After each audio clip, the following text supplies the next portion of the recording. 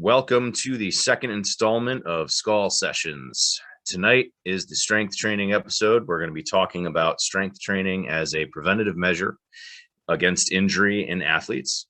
I'm your host, Erik Castiglione, owner and head coach of Viking Athletics. And tonight I'm fortunate enough to be joined by the one and only Donyell Marshall.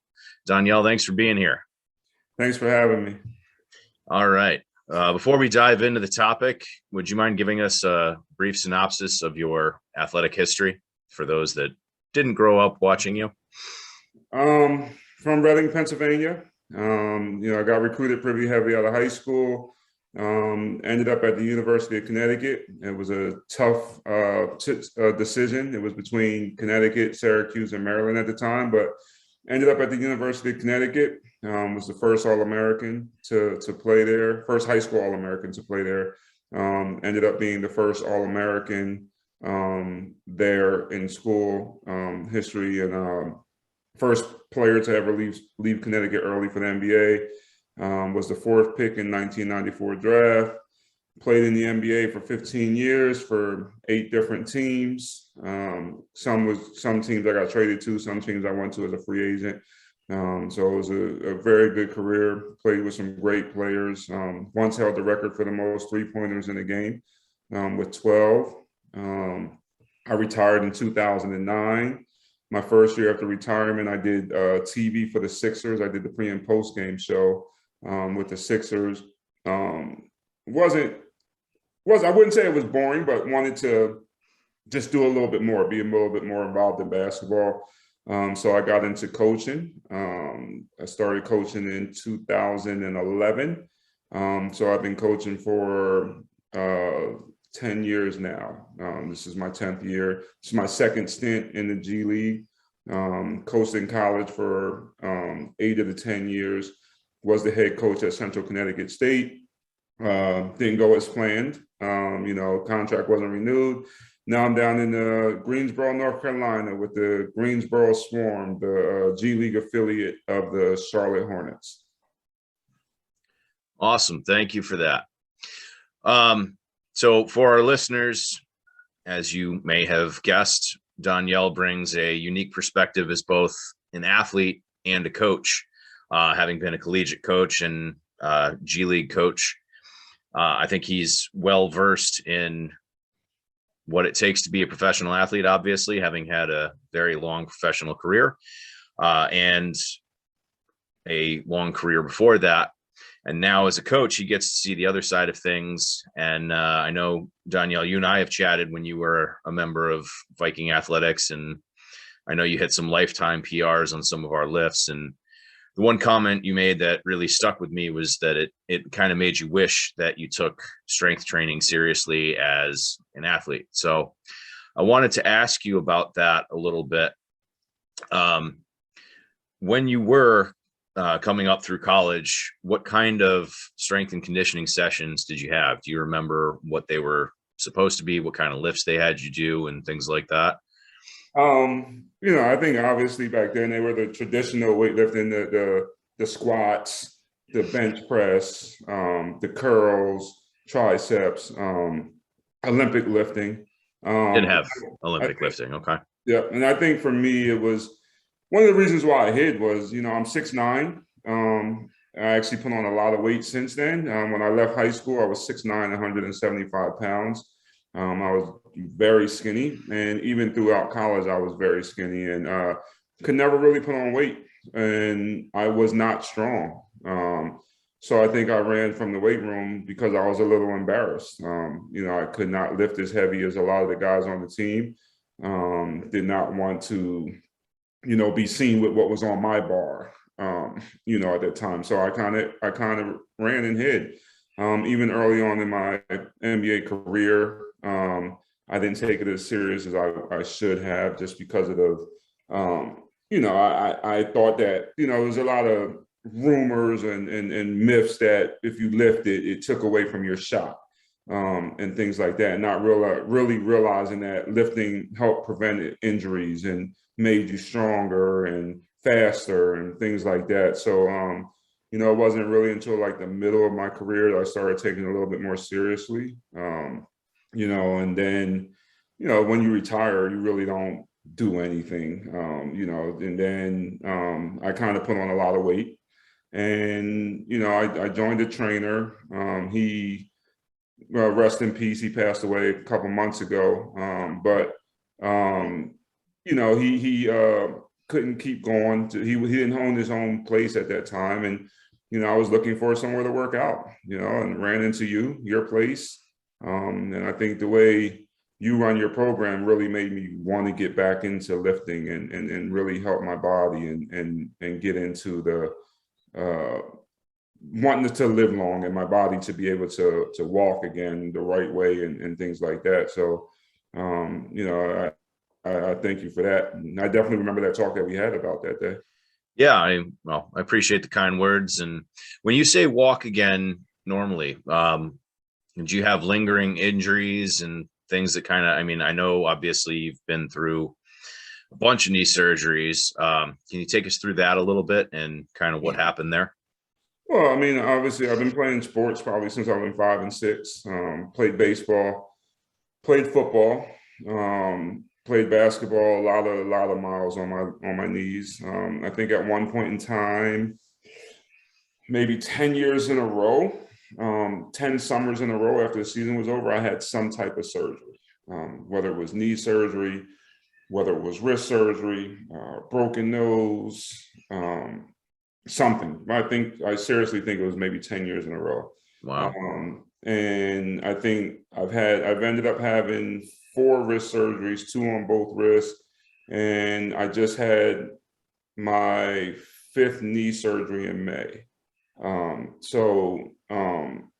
It's been an up and down battle, you know, and, you know, now being older, obviously the rehab is not as extensive as it was when I was playing to try to get back to 100% healthy. So sometimes those lingering pains can still go on.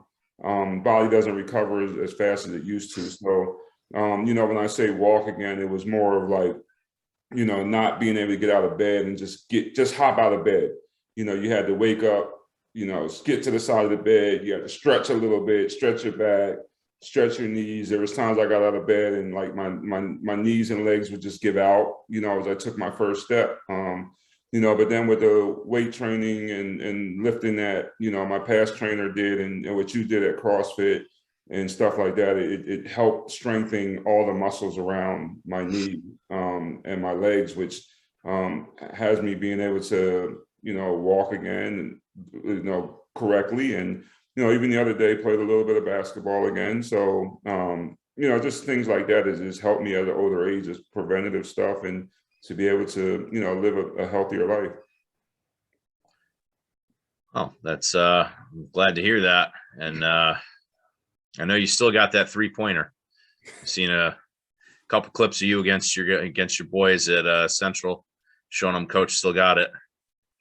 You still doing that? Once in a while. You got to do it once in a while. We played here a couple times. I shoot here a couple times. I think I got to get some context though. You know, my glasses. I take my glasses off. It's not as pure as it was before. So you know, I think I got to get some contact so I can get out and play a little bit more, and then show them how it is in live action instead of just standing on the side.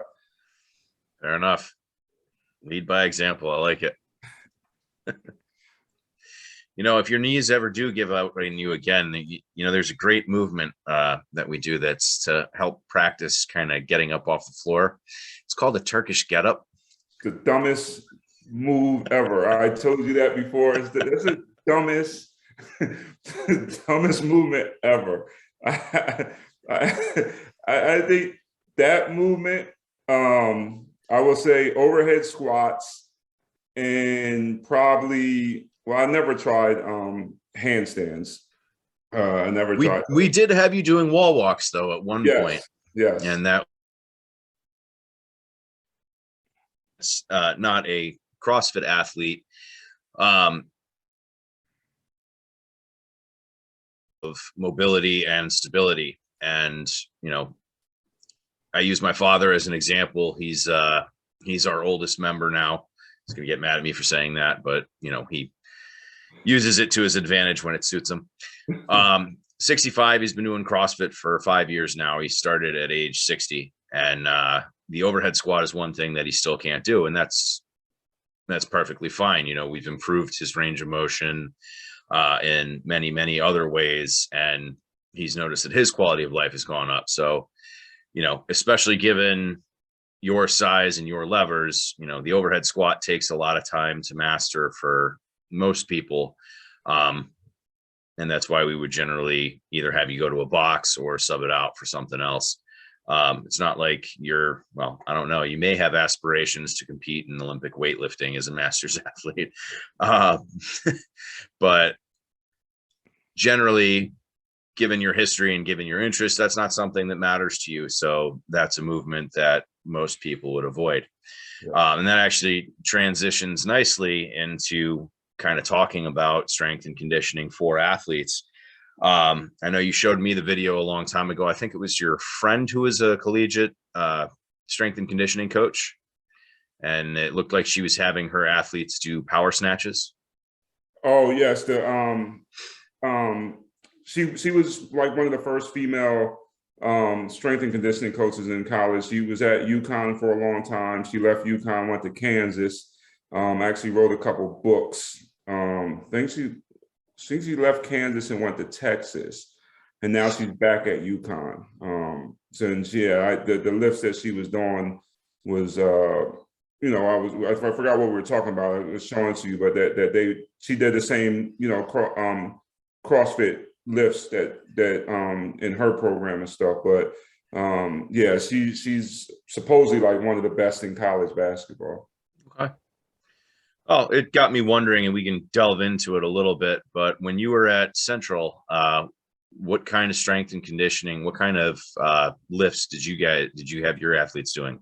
Did you interface at all with strength and conditioning coach, or did the coaches kind of pull double duty and run that as well? No, the strength and conditioning coach ran everything. We pretty much stayed out of the weight room and let him do everything, but they did Olympic lifting down there as well.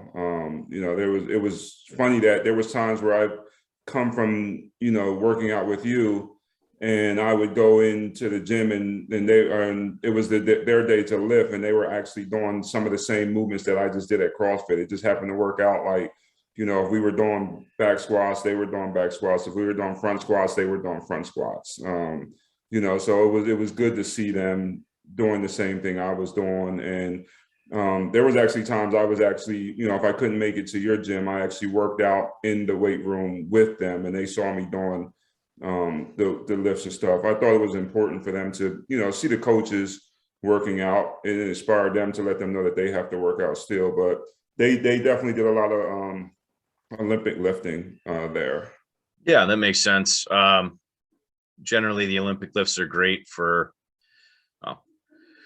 there's numerous schools of thought on there's better ways to develop explosive power, but some variation of the Olympic lift seems to be very, very popular in collegiate strength and conditioning, especially power clean variations. I was surprised to see the power snatch because, we talked about the overhead squat requiring a great degree of mobility and flexibility, and that takes time to build. Generally speaking, you only have so much time for skills development. And if you're an athlete, take a basketball player, your skill development is going to be better spent actually developing your skills on the court. So any time that you spend developing skills unnecessarily in the weight room is kind of a waste. Your body can only take so much. But to her credit, that's why we did, I'm sure that's why she's having them do the power snatch as opposed to the full snatch. It does require a tremendous degree of power. I think the power clean is generally more widespread. I mean, there's a video of Saquon Barkley at Penn State power cleaning 405, which is pretty freaking ridiculous. And, that's not even his main sport. And you see the videos of Derrick Henry doing contrast training. He does like a trap bar deadlift right into a high box jump. That's another explosive method. You are seeing it a lot. You have how many daughters? I haven't what? Your children. How many sons and daughters do you have? I have 4 boys and 2 girls. Okay. Uh, weren't you at like was it your daughter was in a national dancing recital or something?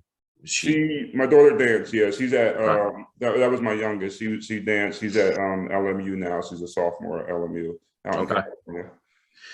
Now, obviously, dance is extremely different from any ball sports. Do they have her do outside of dance? Do they have her do any kind of like yoga or strengthening and conditioning and things like that? She was doing Pilates with her mom, and Okay. that was on her own. She was doing that. She could be doing more now. She had hip surgery in April. So I know that she's been working with a strength and conditioning coach out in LMU to strengthen that up and stuff. But as far as like having a trainer or doing the yoga, the only thing she really did was Pilates. Okay. I mean, that makes sense. It's focused on mobility and strength through the whole range of motion. And obviously, as a dancer, you have to maintain your lines and everything else. Mm-hmm. So I feel like that's a perfect fit. And the reason I'm asking is, did you ever coach women's sports or only the men? No, I never coached. I never coached Oh, women's sports. I follow it a lot, obviously, with UConn women's yeah. basketball, things like that, and but I've never coached it. Now, I think what is the statistic? Like 1 in 3 ladies soccer players or basketball players are going to tear an ACL. It's something ridiculous like that where it's very, very prevalent. And we can get into anatomy and talk about the Q angle of their hips and the hip joint and everything else. But I think a big part of it is the fact that strength training is largely discouraged for ladies, unfortunately. And if you're not stabilizing the joints, makes a big difference. Mm. And as you said, you had 5 knee surgeries. And when would you say you started taking strength and conditioning seriously? You kind of blipped in and out. I think you said halfway through was it your professional career? I think probably once I got traded to Utah, so that was about my 7th, 8th year. And once I saw people, playing with that team and taking it seriously, they taught me how to take it serious. So I took it a little bit more serious then. That's when I started getting trainers in the summertime to stay in shape and to make sure I didn't lose muscle and things like that. And I think honestly, I've taken it more serious now than I did when I played. It's one of those things I wish if I would have took it more seriously then. I mean, I played 15 years. I probably could have played another 2 or 3 years if I would have took it even more serious. That was going to be one of my questions. Do you think if you had taken up strength training earlier, you would have stayed healthier longer? I definitely do. There was, I think once or twice I played a full season. So I did have a lot of injuries. I pulled my hamstrings a lot. I pulled my groin a lot. And I think that came with, not strengthening in the areas around, not having the strong stomach muscles, things like that. So I definitely think if I would have, did the weight training, and then for some reason, one thing that I never got into, and I'm sure you noticed when I was working out, I was never a stretcher. Never took care of my body to stretch. And I think that was something that I wish I would have took, more serious as well. Just take your daughter to a Pilates class and start getting some of that in. I took Pilates one time, and I think I was so sore after I was Wrecked you? done. Yeah, Yeah. that was I laughed because I'm like, oh, I don't want to do this. This doesn't do anything. I think the next 2 days after I was done with that, my body hurt worse than knee surgery. Yeah, I think people give it a lot of crap, but it works. Yeah. What was that movie? Was it Bernie Mac, Mr. 3000 or whatever? Yeah, yeah. They have him do Pilates. He's like, "Are you serious?" Then he's dying halfway through it. It's no joke. Yep. Yep. And I do apologize. I think I'm having some internet connectivity issues. strength training in the first place? You said, number one, you weren't good at it. Embarrassed to start because you weren't as strong as some of the other guys. What would you tell people that are feeling that way? So I don't think I'm going to send this to him, but he may not listen. My younger brother is another perfect example of this. Whereas I love the health and fitness and lifting side of things. For him, his exercise comes through playing sports. And, you know, if he wasn't on the tennis court or if he wasn't playing basketball, you would never see him in a weight room. He's just not interested in it. And it was kind of the same thing. You know, I think he had a brief phase in high school where he was doing the lifting piece associated with it. I do remember him going on, he's trying to gain muscle, and I think it was called like the Russian Bear. It's like a 5,000 calorie or 2,000 calorie or something ridiculous drink mix that you were supposed to have. And it's gotten to the point now, I don't press him on the subject anymore. But the last conversation I've had about him training and trying to get back into shape, you know, a big reason that he gives is, well, I'm weak, I'm not good at it, and so I don't want to do it. You know, the counter to that is, well, if you never do it, you're never going to get good at it. So what would you tell prospective athletes that kind of have that mentality that you had? I think that you gotta worry about you and not compare yourself to what somebody else in the gym is doing. Because, you know, one thing I learned that I ended up learning was, even though I was skinny, I was actually strong. I guess they call you wiry strong. And I think that's how I was when it came down to it. Even now doing CrossFit, you know, I know there's times where, like, you know, we'll look at the boards and guys are, you know, I go to the gym and I'm looking at a workout and be like, oh my God, this guy did 300 and something pounds in this movement, or this guy did 400 pounds in this movement. And you don't realize that you're getting stronger until you actually do that movement. And when I say that, is a couple months ago, we had the back squats to PR, and I actually think I did 395 or 400. I had never went over 300 pounds in my life, and I never knew I was getting that strong. And then that day, you know, I had a friend who was pushing me, and I actually did it. And that's on bad knees. You know, if I would have been able to do that with good knees, I probably would have been better. Yeah, not to mention you got long legs, and that's a long way to go.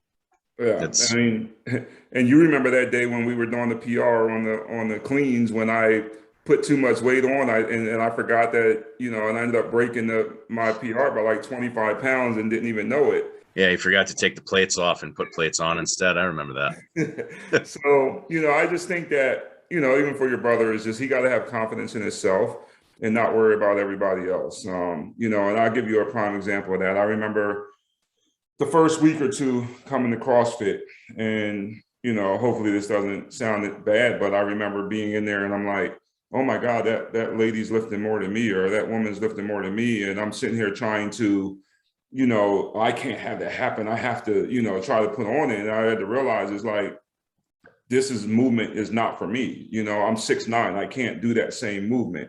You know, or that person's younger and they've been doing CrossFit for the last 5 or 6 years. Like, you know, and then I had to get into that mindset and realize, you know what, do what I can do. Don't worry about what everybody else, just do what I can do. And, you know, my body will transform into the way it's supposed to be. And I'll be able to start doing what other people are doing once I continuously work on it. And, you know, so I think that's the biggest thing, is just worry about you and don't worry about what anybody else is in there is doing. Yeah, I think that's good advice for everybody, not just people with that mindset. We see it a lot. You raised a good point that we see a lot of times is, you know, we'll have guys that come in and they're like, oh, well, I did women's RX, or they get intimidated by women that are lifting more than them, and their ego has a hard time with that. And I think that's, you know, a societal issue, but I think it's awesome, especially when I see our ladies doing that. And you know, one of my favorite games to play is during the CrossFit Games, how many of these ladies can I out snatch? So far, I'm still ahead of all of them. different story when we get to the Olympics. When we get to the Olympics, it's all right. How many weight classes can I beat? And it's not many. Enough. I've been doing CrossFit since 2005, where and I'm at the point where I got nothing to prove to anybody. So I'm going to do what I can do. And I think part of that comes with experience and maturity. And at the same time, like I said, I've been doing this 15 years. I think, when you were coming in, this is something new for you. Mm-hmm. And especially once you get past a certain age, you don't want to be bad at things anymore, and that's, it's the blessing and a curse with CrossFit is you're going to find something that you're bad at. Yes. And I think I remember when you just starting out, I think it was during the Open, they had a lot of lunges. And I know we were obviously with your 5 knee surgeries, we were working hard to try to get you through a full range of motion and just be stable. So yeah, you were, not only are you very tall, which is mostly a disadvantage in CrossFit. I will never forget you doing wall balls. You might as well have just been tossing the ball with your wingspan and your height there. That was quite amusing. But at the same time, whereas rowing, wall balls, and someone else was commenting on watching you run, and they're like, his legs aren't moving that fast, but I still have to do 3 strides to keep up with him. It's funny because I'm always told that I don't take long strides. Like, they always say, like, if I actually took the long strides, I could be a little bit faster. But I think a lot of that is just being comfortable with my knee. So I think I take the longer strides just to take a lot of the pressure off of it. Yeah, I believe it. And that was the thing, is you're coming in with an injury history and a body type that is, for the most part, a disadvantage in CrossFit. And, we're asking you to do these deep range of motion squats and everything like that. And it takes time, obviously, especially when you've got knee issues. But you did it. You put in the work, and it was awesome to see not just weights increasing. I mean, I remember when I think it was in the gym, you benched 240 and then you dropped in somewhere else and managed to hit 250. Yeah, when I dropped in at in islip, and it was, again, it was one of those things I had never really lifted, so I never really benched over 200. I know people probably sit here and laugh and whatever, but it's just when you're not into it, you're just not going to do it. Yeah, you're not going to push it. And I mean, we encountered that. I never went beyond high school sports, but we had a couple kids that were just genetic specimens. Like the strongest kid on our team, he played guard, and he was also apparently one of the fastest players on our team, but you'd never know it because he never put in any effort. And then I'll never forget the practice. We're running 100-yard sprints, end zone to end zone. And coach says top 3 finishers don't have to do anymore. And out of nowhere, this kid just bolts past me. And we're like, by that point in the season, who the front runners usually are. Mm-hmm. And you're like, who the hell was that? Never saw him run that fast ever again. It was funny because my son, Donyell, when he played football, Donyell really had no interest in sports, none of that. So it was like the same thing. They had to run sprints, and he's running slow, and he's this.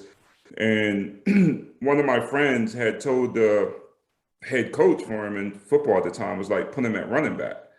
And he's like, why would I put him at running back? He's one of the slowest guys on the team. And my friend was like, make a bet with him, and I bet you he'll beat everybody out here on the team. And he was like, no, he won't. He's slow. So he told Donyell, he was like, I'll give you $20 if he beat everybody by 15 yards. Wow. And it was just like, but he's one that used his stride. He ran with his stride. He was fast. His senior year, he did hurdles for the first time and made it to like the final 16 rounds of the state just Wow. because of his stride. And he never had help, learning how to do hurdles, never whatever. It was just a natural gift, that he did and stuff. So, I know exactly what you're talking about, like athletes who just just don't want to do it, but you just do something, give them something to run it for. And next thing you know, you're like, where was this at? Yeah. Speaking of bets, didn't you body weight? Did I what? Didn't you have a bet with Jim Calhoun regarding your body weight? Well, I mean, I probably can't get in trouble now. It is so. Yeah, it was because, like I said, I was 175 pounds. I think by the time my junior year, I got up to like 190, 195.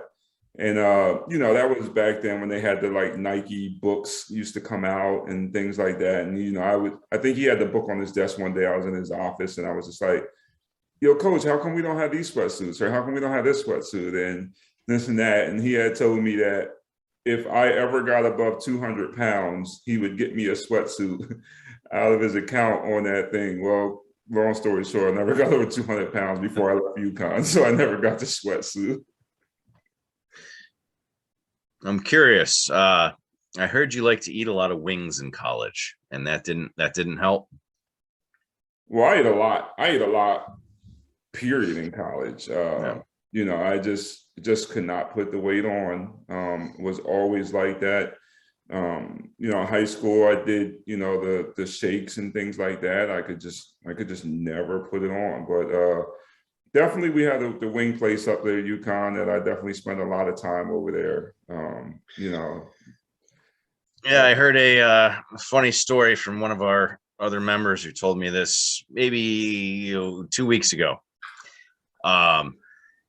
He said he didn't have the guts. He didn't have the guts to tell you this. I guess it was his buddy that was in your dorm. And I guess one night they're all hammered and walking back from the bar, and you drove by and you're like, yo, Donyell, give us a ride. And he said you just smiled and flipped him off. And then he said you got back in the dorm and you didn't know who they were, and they called you on it and you felt awful and you were apologizing. But I thought that was funny. I'm trying to figure out if I can remember that because I didn't have a car in college. Oh, okay. I didn't even have my license until I left college. I'm gonna have to. I have to say I didn't drive, but I didn't have a car, so. Maybe it wasn't you. Yeah, you might not. Interesting. So I didn't have a car. I had a bike. I didn't have a car. I'll have to bring that up with him, and I might have been in the car and did that, but I don't think I was driving the car. Okay, yeah, maybe you were in it. I don't know. The way he said it, I mean, to be fair, he said they were all hammered. So that was definitely probably a given. I would have to probably say that did happen. I mean, I think my 3 years at UConn, we were in the top 10 party schools in the country all 3 years. I would like to say that I had a lot to do with that, from winning games and stuff like that. But give him something to celebrate. Absolutely. I'm gonna have to have him check his facts then. How hammered were you? You sure you remember this clearly? Oh man. It was That's good funny. times, great times. We used to have, if he was in my dorm, I wonder if he was part of. We used to have Thursday nights before we went out. We had poker chips, and but we had blackjack table. It was like that. We used the poker chips. So like I think the white chips were $1, the blue chips were 50 cents, the red chips were like $5, and you had to obviously get the chips, you had to put the cash in and stuff like that. Yeah. So we used to do that like every Thursday, like a couple of guys of us on the floor used to pretty much do that for about 2 or 3 hours, and before we went out and hung out and stuff. So I'm sorry, the guy probably was in the dorm hanging out with us, and yeah, well, he said it was his buddy was in your dorm, he wasn't, so that was his one encounter.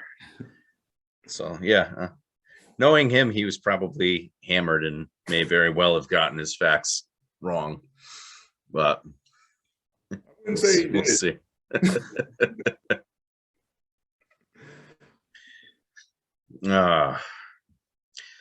So now that you're coaching G League, what kind of strength and conditioning, to bring everything back on topic here, what kind of strength and conditioning do they do? And, is it different? You mentioned, I think when you were playing pro, you had your own trainers in the off season. Were you responsible for providing your own trainer? In the off season, you had to get your own trainer. Obviously you could have used the team trainer if you stayed in the area and you went to use their facilities and stuff. You could always use their strength and conditioning coach. But when I was in the NBA at that point in time, a lot of times in the summer, you went back to where you were from or wherever your main house was and things like that. So a lot of times you would go, get your trainer back to where you were comfortable and stuff. Okay. Here in the G League, because we are, and we play in a very small arena, it's basically like a high school arena. We're one of the few teams that probably have a weight room in our arena, and it doesn't have a lot of equipment. So, we can't necessarily do everything that they would probably do in a main in the NBA team's weight room. We pretty much have groups of 3 or 4. They go at, for 15, 20 minutes, then the next group goes. And that's just because it can't be too crowded in there because it's not big enough. But they lift at least 4 or 5 times a week, actually. Some guys will lift before practice, some guys will lift after, which is way different, again, from when I even played. I think when I played, they would look at the schedule for the month. They would try to base it out on, how many times, how long we were going to be home that month. So if that was a month where we were going to be home a lot, you might have had to get 10 lifts in that month. Okay. If it was going to be a month where we're going to be on the road, you might have had to get at least 6 lifts in that month. Then you lifted on your own, but you just had to check those times off as many times as, if you had to do 10, you had to make sure you got 10 lifts in. For somebody like me, I probably would get 5 lifts in the first week and try to get it over and done with, because I wasn't really into it. But the guys here, they lift all the time. They do a really good job of, doing preventative weightlifting here. So would you say that from the time you were in until now, there's a lot more focus on it? Oh, it's definitely a lot more focus. These guys today have way more things for them. We had ice baths, but now all these guys have an ice bath. They have these machines that you can take home. I think they give one to every player where after games they can go home and ice their ankles down or ice their knees down. For us, we had to get the ice bag, and get some ice out your freezer. These guys have these machines now that each team gives them, for the season that they can take home and take on the road.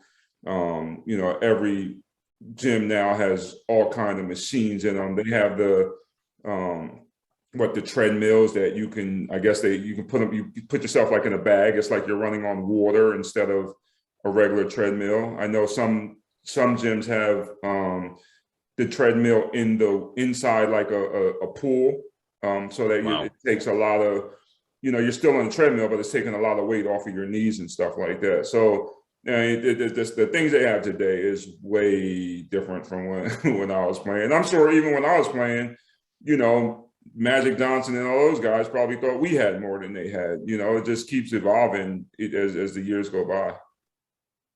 Yeah, I mean, I feel like that treadmill would have been great for you in the pool.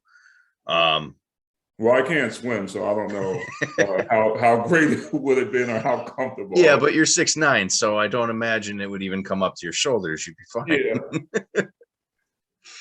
Yeah. No, it is interesting to see. It's a constantly emerging field, and I always come back to, I think the greatest quote I ever heard regarding the science of strength training pertained to Arnold and the bodybuilders in the golden age back in the 70s.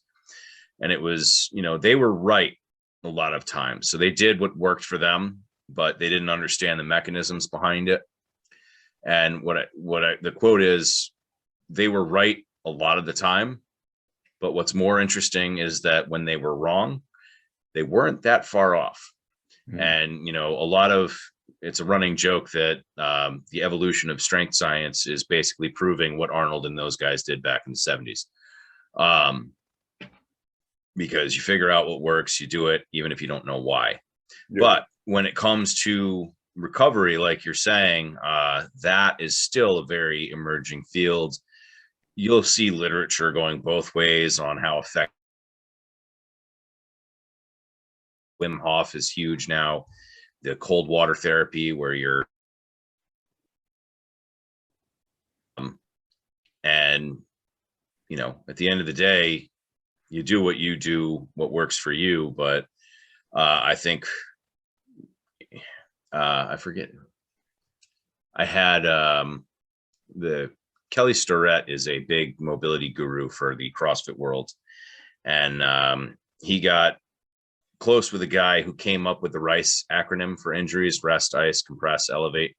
Yeah. And that guy is now saying, get rid of ice, get rid of rest.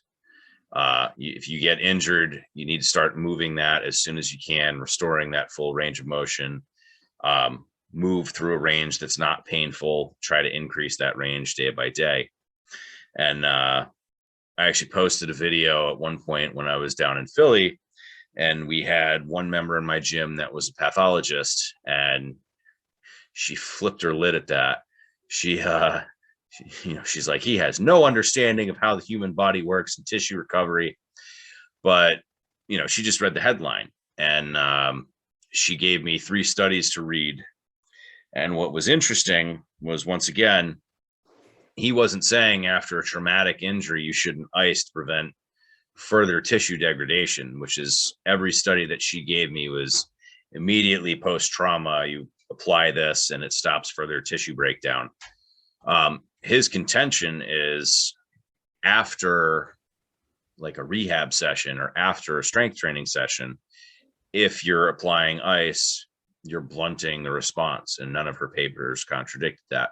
And apparently, cold therapy is vastly different in how it works. I haven't actually read up on the literature behind it, but the point is, it seems like from the time you were training until end of your career, strength training has evolved. But now, based on what you're saying, they're focusing a lot more on the recovery aspect too, which is phenomenal, because I think a lot of CrossFitters could stand to hear some of this, but everybody wants to do more and more and more in the gym. And I've been beating this horse for, 8 years now, that doing more is not a recipe for additional success. It's not what you do to train, it's how you recover from that training that allows you to adapt to it. So it's awesome to see that that's what they're starting to take into consideration.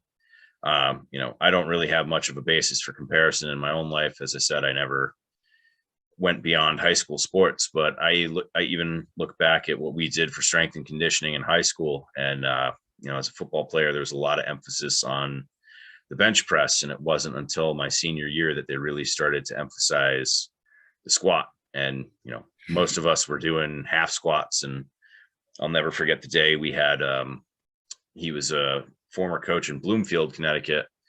And then my senior year, he came down from Bloomfield because his son was now on the varsity team at Conard. And, he was a security officer, not a security officer, a corrections officer, excuse me, and huge into strength training. And he has us all squat properly for the first day. And at Conard, the weight room is on the second floor. And I think I had to sit down for about 30 minutes before I could even walk down the stairs after we were done with that session, because he's correcting us. But, emphasis was all on the bench press, which only going to get you so far if you don't have the legs behind it when you're blocking at the line and everything else. So it's awesome to see that evolution and the focus on it. And I mentioned girls sports as well. It's awesome to see that. That's one of the things I really love about CrossFit is we kind of give women a opportunity to really push and hopefully not be self-conscious about, societal pressures, and all they care about is their performance. And, I see it frequently. One of my favorite things is you did the sled push, right? Did you ever get to push the sled? Yeah. I love seeing women push more than 300 pounds on the sled. It's awesome. You tell them you're going to do 300 pounds and they're like, what the hell? You're crazy. And then they do it, and it's awesome. And like you said, I think focusing on yourself and not comparing yourself to other people is huge. So awesome to see. The thing that's crazy when you talk about the rest and recovery, another thing that has evolved is, all our players in their shorts, they have monitors in their shorts, and it gives feedback to the trainer who's sitting on the side with his computer. And it's telling the trainer how hard these guys are working during practice and what their bodies are given and how much workload. Like, so we have like, where if we practice 2 hard days in a row, the trainer will come in and tell the coach, you might need to calm it down today. All these guys went hard because of the monitor in these guys' shorts. Wow. I mean, it's crazy. And then even when you talk about that guy saying getting injuries and being able and get it going right away. When I had my surgery in May, I had like 2 small microfractures in my knee. And I remember leaving the hospital, but before I left the hospital, as I got surgery, they took me right to the rehab room to show me how to walk up and down stairs and told me to not use the crutches from day one. Wow. So it's definitely evolving into that, like, yes, even after surgery, let's get moving right away so that, you get all that swelling out or get the range of motion. So it was crazy for you to say that guy is saying that, because I think it's definitely going that way. And that's from after having 2 knee surgeries in the last, 2.5 years. They took me right to the rehab room and got me going right away. Wow. And, I can only use myself as an example, having gone through that. I've pulled both hamstrings very badly. And the first one that I pulled, it was typical rest, ice. So I rested it. It was fine. About 6 months later, I pulled it again. And then 3 months after that, I pulled it a third time. And I still feel some scar tissue in there. I swear it's scar tissue. It's like there's a noticeable difference in how especially if I'm sprinting, my right hamstring versus my left. And a few years later, I pulled my left in the exact same way, running sprints both times, and immediately wrapped it and started doing like single leg unweighted deadlifts just as far as I could, and no issues with the left. So, anecdotally, that worked for me. Obviously, you've had 5 knee surgeries. Do you notice any difference in the recovery based on that versus the other knee surgeries? Do you think you recovered faster? Obviously, you're older now than you were then. So just curious. I think it was probably a little different because the first 3 knee surgeries I had, I was playing. And so I had them in the summertime. So they didn't rush me back. Okay. You know what I'm saying? So it was like, okay, we had, our season was over in April. I had knee surgery probably at the beginning of May, and it was long as you're back by the middle of August so that you can start training camp the first week of October. So it was like, they took their time. Whereas now, I mean, I think I was so into wanting to get back into CrossFit or wanting to work out again that I took my rehab, like, if I went to rehab and the guy was like, oh, you're at home and you can do this, you can do that even when you're at home.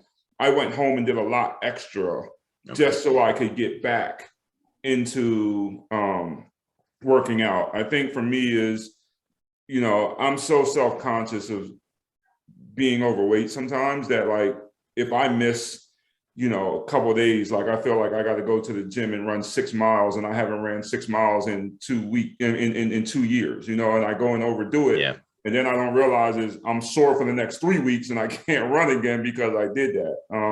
And I'm actually in that phase right now. being down here in Greensboro, I joined the CrossFit gym, but I've only been 3 or 4 times. And I think a lot of it is just, I don't like the programming. It's like, I guess they go on that month where they do whatever for a month. So this month might be like legs, but they do every Monday is the same workout. Every Tuesday Okay. is the same workout. Every Wednesday is the same workout. And I'm like, I don't, I like the different workouts. I don't want to, go in and then I guess, in CrossFit, which I've noticed, whatever, I guess Thursday is a big rest day in the CrossFit world. So like, even on Thursdays, he doesn't, he just has open gym and stuff. And then he's closed on Sundays. And I'm just like, so it's like, I just haven't been feeling it. So I've been just actually doing a little bit of cardio lately. And trying to see is like, and I'm a firm believer sometimes it's changing things up. So I was like, maybe for the couple months I'm down here, do I just do regular weightlifting and stuff just to keep my body, in the muscles and stuff like that and whatever. And then when I get back, rejoin the CrossFit gym that I was at that I feel more comfortable with. So that's what I'm in the process of doing right now, just trying to decide. Common, that attitude of I missed a couple of workouts, I need to go punish myself. I'm actually glad to hear you say that, as a former professional athlete and G League coach, everybody in the world struggles with that. So, it's kind of nice, kind of humanizes the professional athlete. We're not alone in this. Mm-hmm. I don't want to delve too much into the psychology behind it and how to fix that, because I'd keep you here all night, and it's already been about 50 minutes. But it's nice to see that. And as far as the programming goes, my only recommendation to you would be to try to find something that you like, that you're going to stick with, that's going to keep you motivated. Obviously, every CrossFit gym is different. Yes, the Thursday, Sunday, that's very common in the CrossFit world. That's actually a beef that after my level 2 cert, I wrote them an email because they were still preaching the 3-on, 1-off. And I'm like, that's great in theory, but when you're running a gym that's open 7 days a week, how do you accommodate this? And there are a lot of cookie cutter programs out there that have Thursday as a rest day and Sunday as a rest day. To me, there's so many people and so many different schedules. If you're doing that, that's a disservice to a good chunk of your members.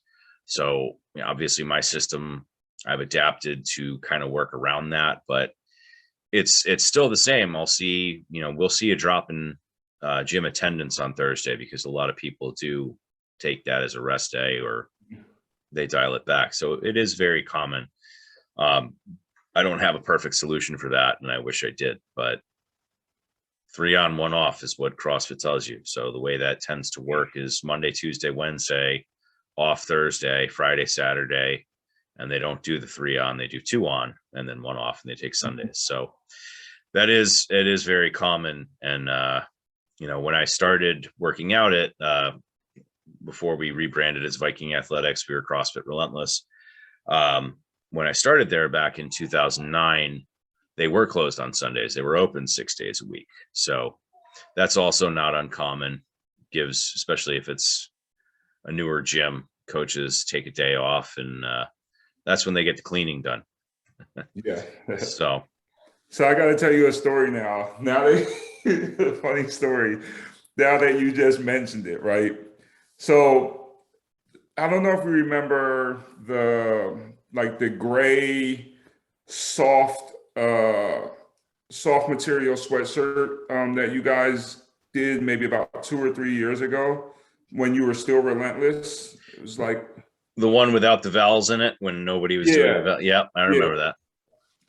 So I have that shirt down here with me, right? I have it. I wear it all the time.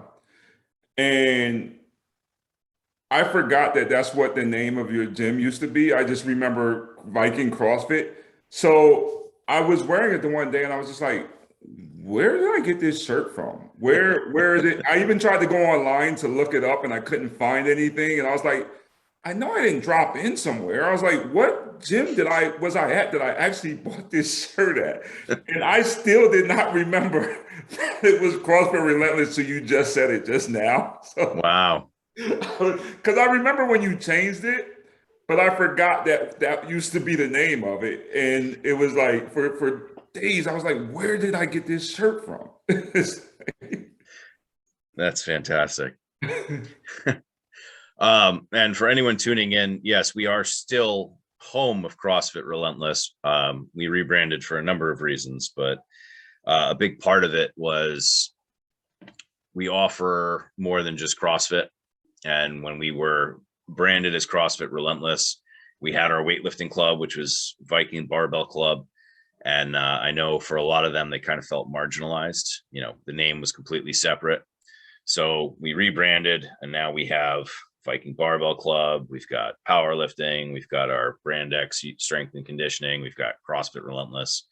And actually, spoiler alert, we've been working on our competitors training, and you know, with Coach Marcus, and we've been talking about branding it in a way that he's happy with, and he's going back to Relentless. We toyed with a bunch of other ideas, but he's like, wait, we're still Relentless, right? Competitors. So you'll see that out and about again, but that is funny. You know, I own, I think, 3 pairs of sweatpants that I really like, and these are still the CrossFit Relentless ones that have paint stains and holes in them. And I refuse to get joggers because I hate the way they hug me, and they don't fit me right. They don't fit my quads. So I'll never wear those. And that's what everybody seems to be producing these days. So I've been trying to recreate the sweatpants that we had that I love and rebrand them as Viking Athletics, but no luck so far. Stupid first world problems to have. Yeah. Well, I do love that sweatshirt though. I wear it all the time. So Awesome. definitely get some advertisement down here in Greensboro, North Carolina. Fantastic. Well, we miss you up here, and I really appreciate you taking the time to tune in. It's been good chatting with you.